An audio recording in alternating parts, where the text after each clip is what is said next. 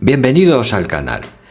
El tema en esta ocasión es tratar de responder a una pregunta que sobre todo las personas religiosas que tienen fe en Dios se hacen y tratan de explicar. La cuestión de por qué Dios permite el sufrimiento. Es una pregunta profunda y antigua que ha sido abordada por muchas religiones, filosofías y pensadores a lo largo de la historia. No existe una respuesta única y definitiva, pero hay varias perspectivas que utilizan los religiosos para tratar de aclarar este dilema. En primer lugar está la cuestión del libre albedrío.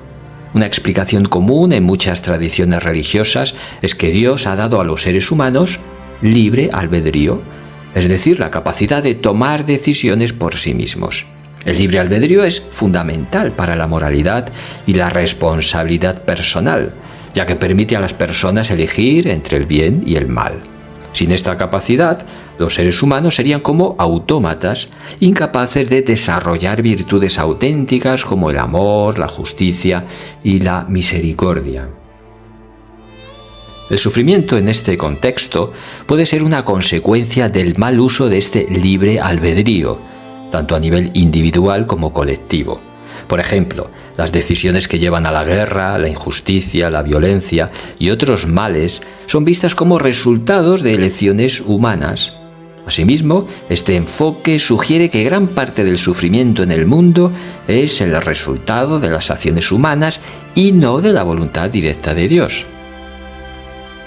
Hablemos ahora de otra justificación: crecimiento y aprendizaje.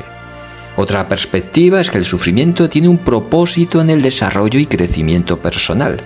Las dificultades y el dolor pueden ser oportunidades para aprender, crecer en resiliencia, compasión y sabiduría.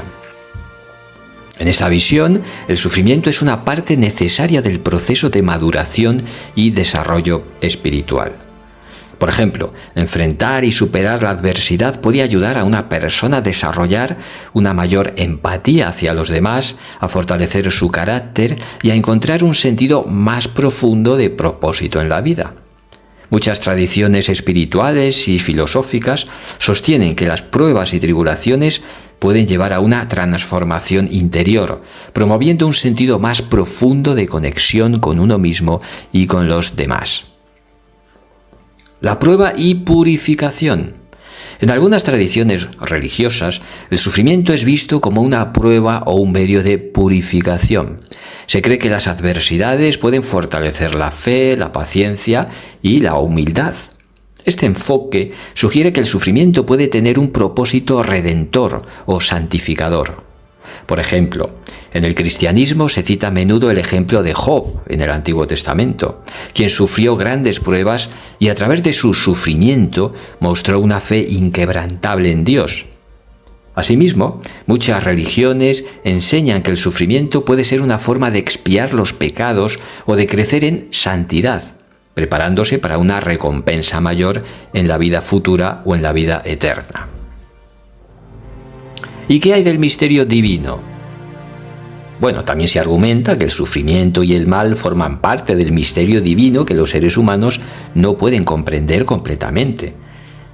En esta visión, la sabiduría y los planes de Dios son infinitamente superiores a los de los humanos, y el sufrimiento puede tener un propósito que está más allá de nuestra comprensión.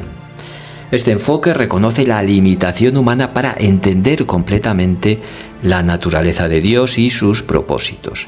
Así, el sufrimiento puede ser visto como una parte del plan divino que, aunque incomprensible para nosotros, tiene un lugar en el gran esquema de la creación. Esta perspectiva puede ofrecer consuelo al sugerir que, aunque no entendamos el propósito del sufrimiento, podemos confiar en la bondad y la sabiduría de Dios. La naturaleza del mundo físico. Algunas interpretaciones sugieren que el sufrimiento es una consecuencia natural de vivir en un mundo físico y finito. La enfermedad, el envejecimiento, los desastres naturales y otras formas de sufrimiento son vistos como inherentes a la condición humana y la existencia material. En un mundo donde las leyes naturales operan de manera imparcial, los eventos dolorosos y las calamidades pueden ocurrir sin que sean castigos divinos o pruebas espirituales.